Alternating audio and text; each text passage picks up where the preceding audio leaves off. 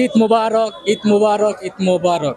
প্রিয় দর্শক, এই মুহূর্তে আমি আছি টাঙ্গাইলের মধুপুরের মাধবী সিনেমা হলে। আপনারা দেখতে পাচ্ছেন ইতিমধ্যেই কিন্তু সিনেমা চলতেছে। আজকে আপনাদেরকে দেখানোর চেষ্টা করব মধুপুর মাধবী সিনেমায় ঈদের ছবি কিন্তু চলতেছে। আজকে ঈদের দ্বিতীয় দিন, আর আজকে আমি আপনাদেরকে দেখানোর চেষ্টা করব এখানে কিন্তু টাঙ্গাইলের কিন্তু মধুপুর ধনবাড়ির মধ্যে কিন্তু একটাই সিনেমা হল, এই মাধবী সিনেমা হল। তো আজকে আমি আপনাদেরকে দেখানোর চেষ্টা করব ইতিমধ্যেই কিন্তু কালকে ঈদের প্রথম দিন চলে গেছে, আজকে ঈদের দ্বিতীয় দিন। এখানে কিন্তু প্রচুর পরিমাণে কিন্তু শাকিব খানের যে মুভিটা আসছে এই মধুপুরে, এটা কিন্তু চলতেছে। আজকে আমরা কথা বলার চেষ্টা করবো। ভাই কেমন আছেন? এই তো আলহামদুলিল্লাহ ভালো আছি ভাই। ভাই আপনি কি এখানকার? জি আমি এখানকার।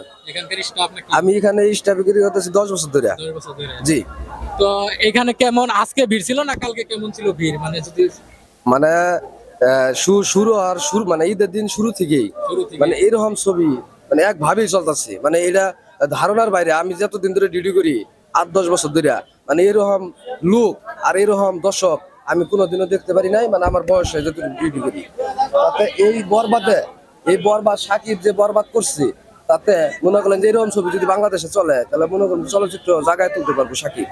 তো বর্তমানে তো ঈদের অনেক ছবি আছে, শাকিব খানের ছবি কেন মধুপুরে? অনেক ছবি আসলে মধুপুরে অনেকেই সাকিবের পছন্দ করে, ভালোবাসে।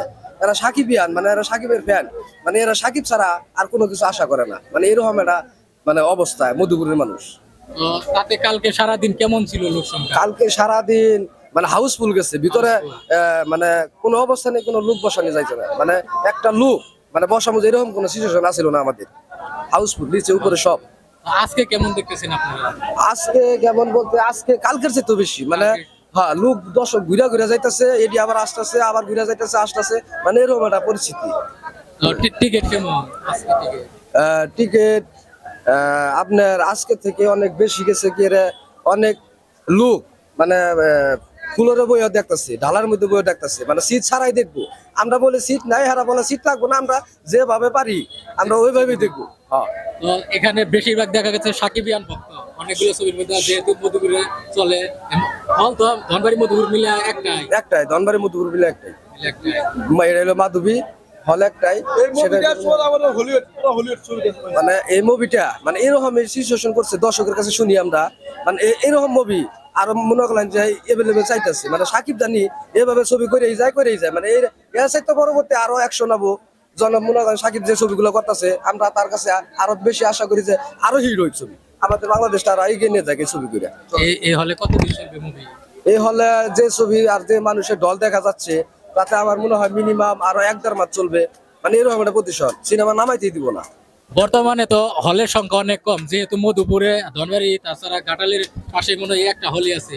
তো এছাড়া ঈদের দিন ছাড়া কেমন চলে? এমনি চলে? ঈদের দিন ছাড়া আসলে মনে করলেন যে প্রকৃতভাবে এখন তো আসলে সিনেমা মানুষ ঈদ ছাড়া আসলে সিনেমা খুব কমই চলে। ঈদের মধ্যে সাকিবের দু একটা ছবি এলে পরে মনে হয় যে আমার জায়গা দেওয়ার সিট থাকে না। কিন্তু ঈদ ছাড়া আমরা দেখা যায় অনেক হল সিনেমা থাকে, কিন্তু কম, একটু কম একটু বেশি এটুকু আর কিছুই না। এমনি এমনি যে ঈদগুলা চলে তাতে হল মালিকদের আশা কি, মানে চলবে, মানে এভাবে চলবে? যদি এভাবে ছবি চলে এভাবে চললে হল মালিকের কথা হইলো যে আমাদের হল আমরা চালাই যাবো। এভাবে যদি মুভি আসে বা চলে তাহলে আমরা এটা আগ্রহ থাকবো যে ছবি চালাই যাবো। আচ্ছা, আমাদের হলের ছবিটা কালেক্ট কেমন? কালেক্ট করা খুব ভালো লাগছে, জিল্লু মালদে